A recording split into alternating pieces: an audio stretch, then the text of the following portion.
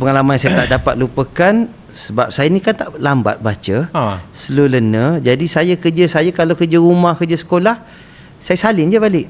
Salin nota, salin soalan. Tak boleh nak buat lah. Memang tak boleh buat. Saya faham apa orang cakap, bahasa Inggeris saya boleh faham, tapi bila tengok huruf, saya tulis balik pun akan terbalik. Sampai saya besar sekarang pun kalau contoh saya nak tulis PG, kadang-kadang G jadi depan, P jadi kat belakang. Automatik dia memang macam tu otak saya berjalan. Dia disleksia kot. Oh ya.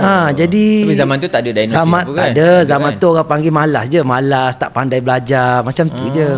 Saya pernah kena tampar kat cikgu.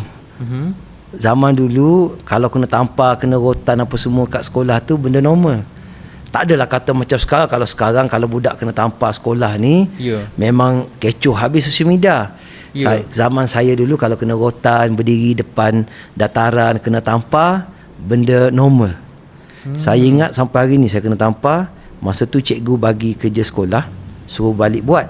Lepas tu dia bagi masa, dalam kelas tu bagi masa untuk siapkan. Saya pun duduklah nak conteng-conteng apa semua. Kita tak pandai, kita tak reti nak buat, tak boleh nak siapkan. So saya pun simpan dalam beg.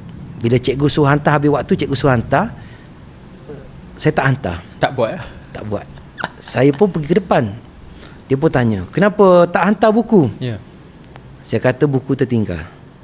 Sedangkan ada je duduk conteng-conteng apa semua tadi. Tak tahu. Saya pun kata buku tertinggal. Tiba-tiba ada member cakap, bukan ke tadi duduk conteng-conteng atas meja? Aduh. Kantoi. Pergi cek dalam beg, betul-betul ada buku. Cikgu ambil buku, cikgu pun baling kat muka, dia pun tampar. Tampar lempah. Dia kata dia tak nak tengok anak murid dia ni belajar membohong.